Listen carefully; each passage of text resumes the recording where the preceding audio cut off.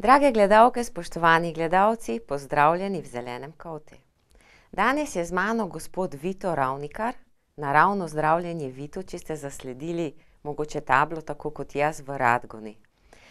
In prvi vtis, ko pridete tja, je, kot da ste prišli v delavnico, kjer vas bodo poštimali. In tudi tako se dogaja. Gospod Vito, pozdravljeni. Vesela sem, da ste se odzvali povabilu, kajti to, kar sem doživela pri vas, ni tako običajno, pa imam kar nekaj izkušenj. Prišla sem na remont, bi se temu reklo. V bistvu delamo remont na telesu. Remont sam je naša avtorska dejavnost. Kako smo pa prišli do načina popravila telesa, je pa malo daljša zgodba, ki sem jo začel čisto slučajno, ker sem imel sam ene težave z mojim srcem. Vse pa je kazalo, da se moje srce ne bo nikoli pozdravilo.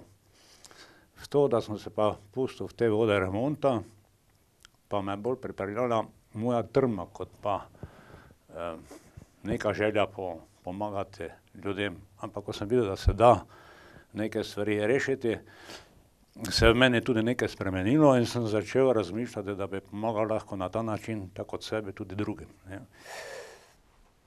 To, da ste rekli, da je z vašim srcem bilo nekaj malo narobe, to je bilo kar veliko narobe, če greva nazaj v te dogodke, ko se vam je to zgodilo. Bili ste stari 49 let, veliko prezgodaj, da bi zapustili ta planet.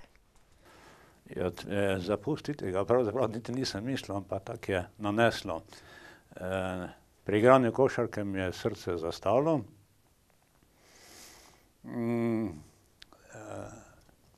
Na srečo so v Radgoni takrat dobili aparat za oživljanje. Tisto me je pravzaprav spasilo, ker sem bil klinično mrtev in so me obudili. S tem, da pa, ko so me pripeljali do bolnice v Mursko Soboto, nisem niti več ničesar opazil, da bi sploh kaj bilo z mano narobe.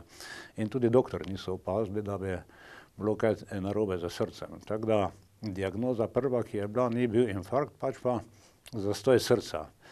Prepuščali so pa možnost, da bi bil infarkt, ampak na žalost ni uveljala diagnoza infarkta, pa so me pustili domov.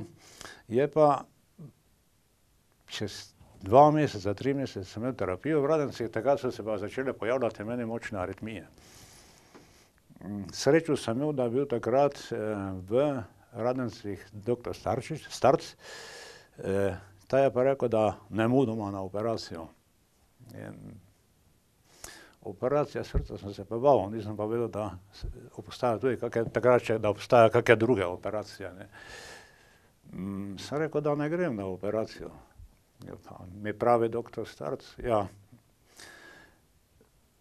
operacija je nujna, sicer boste umrli. Sem rekel, pa ne, to, kaj imam jaz aritmije, to je vendar na živčni bazi. Ja, tako so vam tudi rekli, ne ste? Tako so mi rekli in pravi, ja, kdo pa vam to slarijo povedal? Sem rekel, ja, ta doktor, ki poleg vas stoji. No in tako se začelo. Doktor Starc me prepričal in tako naslednji teden sem šel v Ljubljano, so bil stent, vendar pa skozi ta čas, od takrat, ko sem imel infarkt, prebolel infarkt, pa do operacije je minilo 3 mesece, v tem času pa mi je zmrla zadnja stena, en prekat je slabo delal in tudi po operaciji sem imel težave, mi je parkrat srce kar zastalo. In prvič v paniki sem z zadnjo močjo močno udaril po prsih, pa spet začelo delati. In to se še me 2-krat zgodilo, tako da več tega zastoja me ni bil več, kasneje strah, seveda, kar rešite v tem, da močno udarim gor. Ampak tudi mi je bilo rečeno, da zaradi poškodbe srca ne bom smel delati več, gibati dnevno kot pol ure. To pa meni kot tipu, ki se rad ukvarjam s športom, pa življenja si ne predstavljam brez športa, se mi je zdelo nemogoče. Mislim, tako življenje mi ne bi nič pomenilo. Potem sem pa začel iskati možnosti, če se da kaj narediti. Imel sem to možnost, včeraj je takrat študirala medicino in sem imel na razpolago kar zajetno možnost literature medicinske.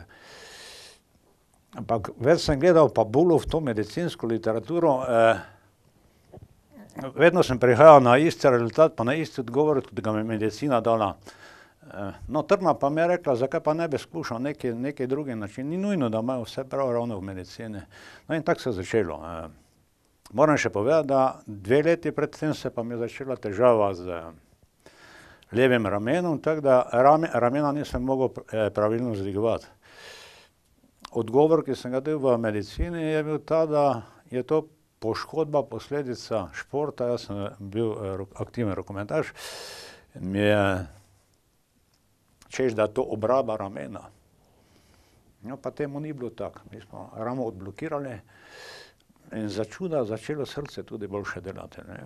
In pol, ko sem videl, da srce začne boljše delovati, sem postopoma začel, kljub temu, da je bila prepoved, z športom. In jačam to moje srce. Na koncu, to bo zdaj malo preskočil, sem tudi lahko po 200 kilometrov prekolesaril s tem srcem, ki je bilo namenjeno samo že za pol ure gibanja. Tako se je pa začelo, pol spoznal sem enega zdravilca iz Ljubljane, ki je uspeval neke stvari narediti, ni pa mu vse uspevalo. In to me je zanimalo. Imel pa popolnoma drugačen način pristop, kot ga imamo danes mi. Jasno, zanimalo me je, zakaj mu to nastane, in nekaj stvari, on je študiral v alternativu v Rusiji. Tam je namreč medicina pa alternativa je združena. Tam je v bistvu lahko delate fakulteto iz alternative. Ne. Rusija je malo drugače kot pri nas, ker Rusija dolgo bila za železno zaveso in se tudi zdaj, ko se učim, ogromno znanja črpam iz ruske literature. Ne. Drugače je medicina. Ni bila toliko zapeljana, jaz bi rekel, ni bila toliko zavedena strani farmacije in je ruska medicina bližja in mislim boljša kot naša. S tem pa, da zdaj Rusi tudi prevzemajo zahodno medicino, kar se mi zdi oslarija. Da greva zdaj naprej, vi ste strojnik po poklicu in se vsega lotite na tak način razstavljanja, sestavljanja strojev, odmašitve raznih cevi. Kako je pol šla vaša pot naprej? Opazovali ste tega zdravilca in vi ste potem začeli kar sami iskati stvari, ki bi lahko delovala. Ja, s pomočjo, moram priznati, s pomočjo medicinske literature, ki mi je dala tudi vpogled, kaj se v telesu dogaja. Moram pa začeti malo drugače. Ne. Strojniki gledamo stvar celovito. Pri medicini pa me moti ta specializacija. Pa ti ljudje so končno inteligentnejši od mene, tudi več šol imajo, bolj so izobraženi. Me začelo čuditi, zakaj ne poznajo vzrokov bolezni. In sem se malo podal tudi na pot raziskave, zakaj vzroki niso pojasnjeni. In začuda prideš do rezultata, ki spominja na rimokatoliško cerkev. Medicina namreč tako organizirana s tem, da nima niti nima konkurenčne firme. Recimo rimokatoliška cerkev ima še druge vere in se mora malo prilagajati. Dočim medicina ima pa komplet monopol nad vsem, v ozadju pa stoji farmacija in ta ureja Svetovno zdravstveno organizacijo. Praktično vse države so zavezance Svetovne zdravstvene organizacije. In ni pričakovati, da se bi kaj spremenilo glede tega, kak je urejena medicina. Zatem stoji farmacija z močnimi lovkami, ki je ujela medicino. Medicina pa iz tega naslova niti nima denarja za lasten razvoj. V bistvu ves razvoj izvaja farmacija. Ona pa ima to cedilo in ključ, kaj bo spustila skozi. Najdemo ogromno v literaturi, ogromno primerov, ki se ukvarja z odkrivanjem vzrokov. Ampak to je dano na stran. Če odpravimo vzrok, pol preneha biti posel za farmacijo. Naenkrat ga izgubimo. Zato v medicini 90% nimamo vzrokov pojasnjenih. Običajno boste našli v medicinski literaturi vzroki nepojasnjeno, zdravimo pa tak. In na načine, tisti načini pa opisuje tudi po 100 strani, kako se zdravi. Ne. Dokler vzroki ne bo znani, tako dolgo bo na trgu prodaja zdravil kompletna anarhija. Ne vemo ločiti, kaj je prav, tudi pacienti ne vejo ločiti, kaj je dobro in kupujejo vse, kaj se reklamira. Denar gre v prazno. Tudi medicina zapravlja denar v prazno, zato ker vedno imamo večje vrste ljudi, ki čakajo diagnoze, pa v bistvu pri strankah, ki prihajajo k nam, niti je v bistvu ne vidimo. Imamo celo kopico izvidov, pa brez diagnoze.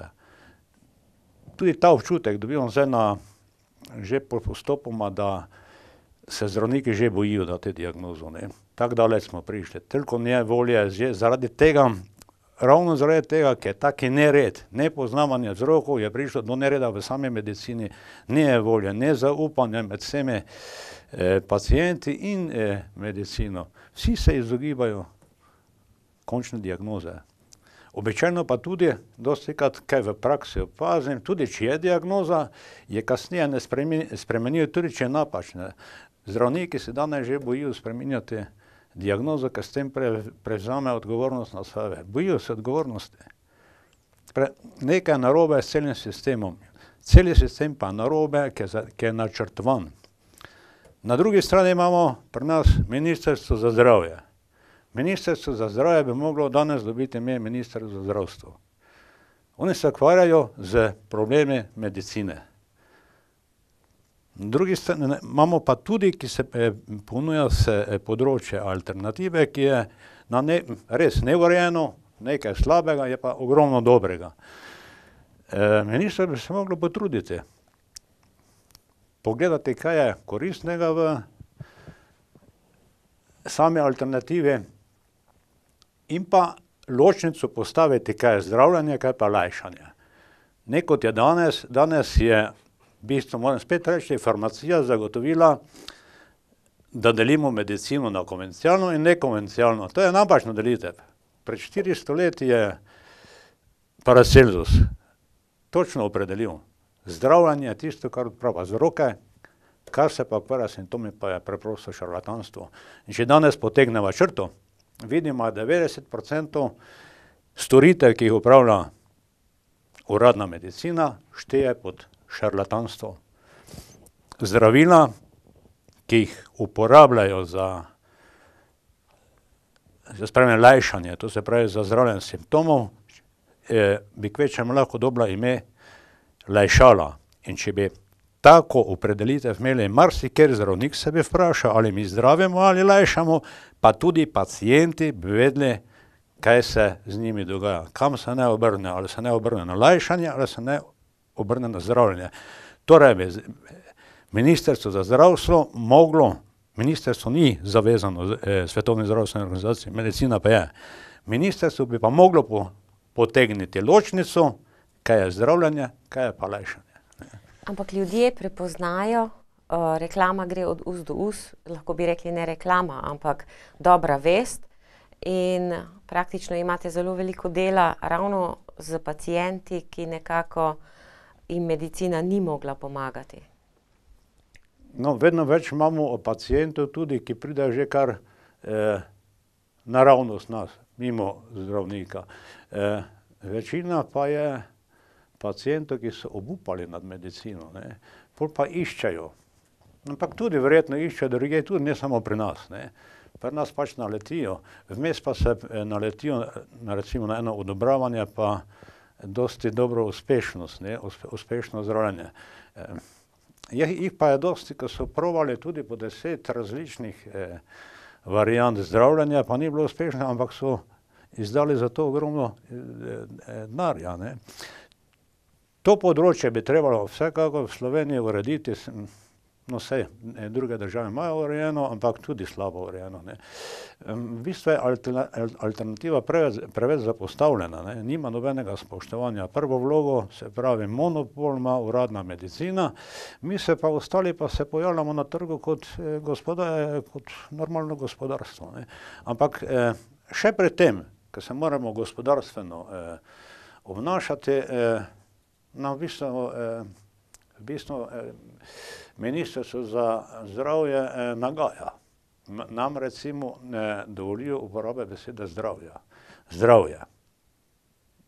Jaz se vprašam, kdo jo sploh lahko uporablja, ne, saj elasticije ne more nihče, ampak zdravi ne nobeden, ne mi, niti medicina, nihče ne zdravi, telo se vedno samo zdravi. Mi imamo z evolucijo pridobljene lastnosti, imamo to moč samozdravljenja. Se pravi, telo rabi samo občasno pomoč, zdravi se pa samo. To pomoč pa preprosto zahteva od nas ali pa prosi od nas z bolečino, ne.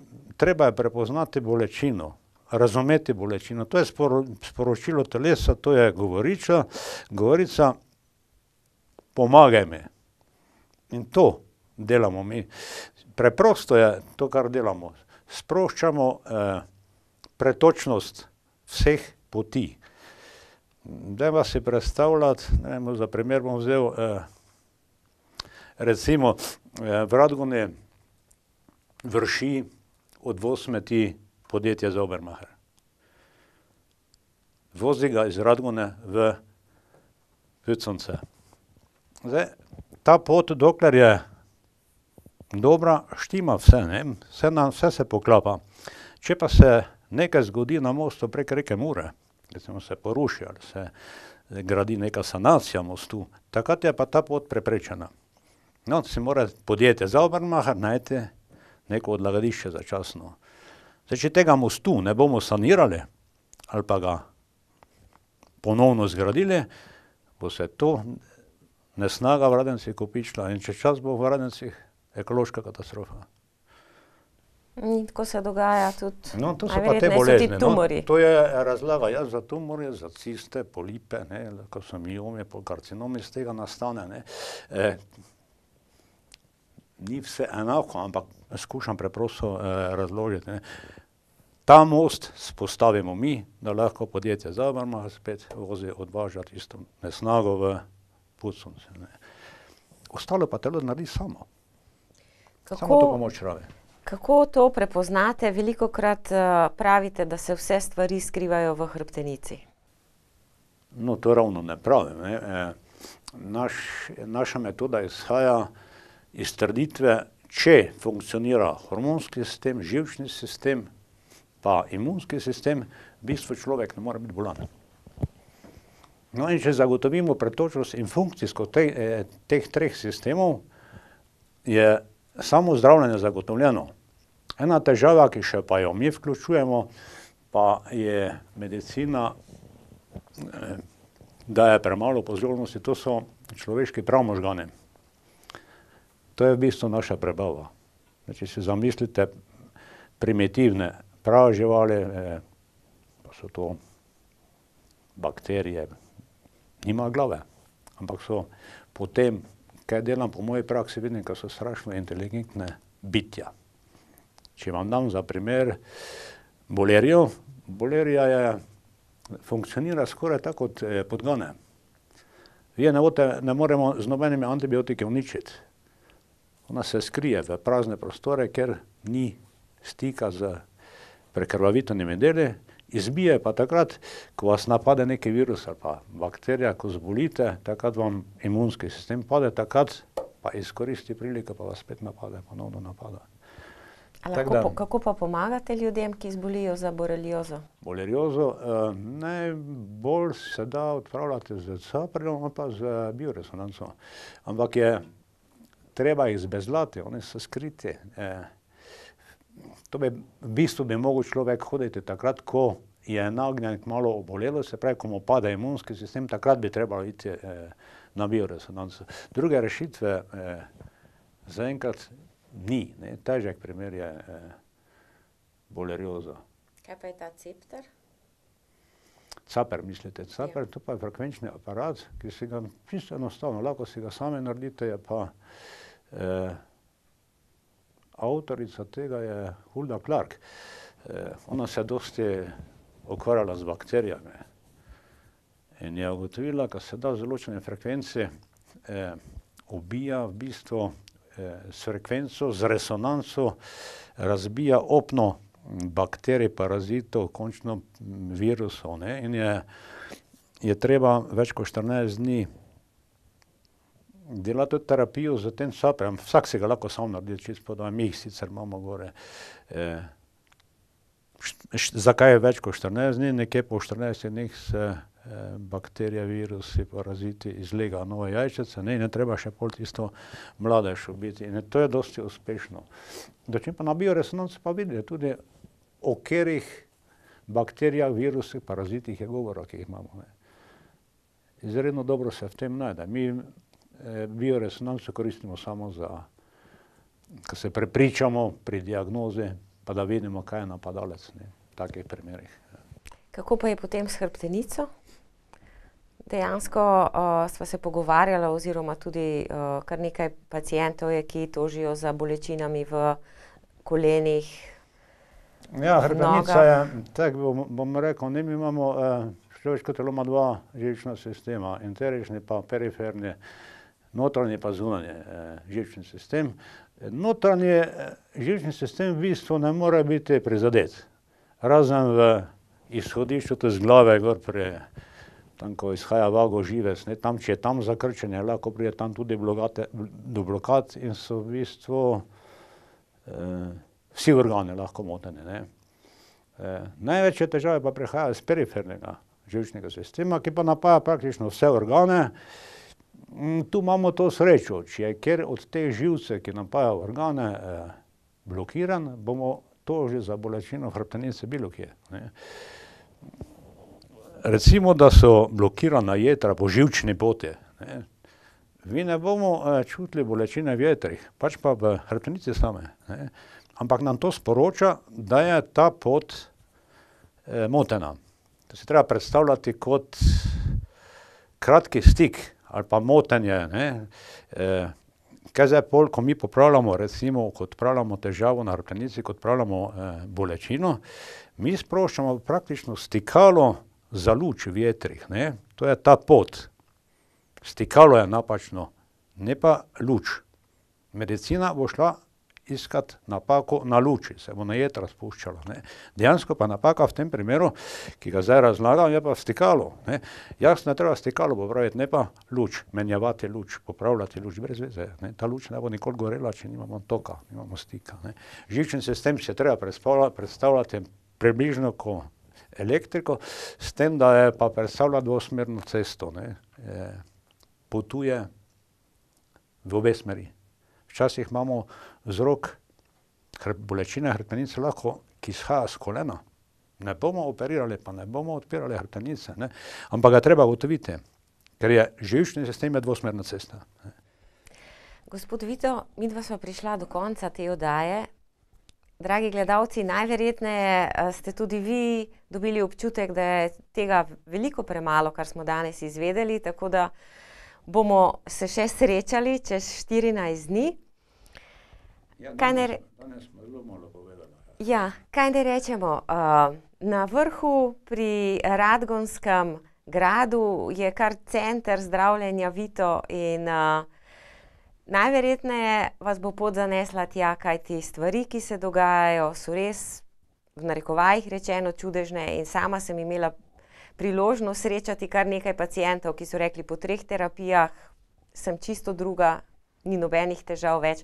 Tako da, gospod Vito, hvala za povabilo in se družimo. Hvala tudi vam, jaz pa upam, da še bomo nadaljevali, ker tema je taka, da v bistvu je neizčrpna. Se vidimo čez 14 dni.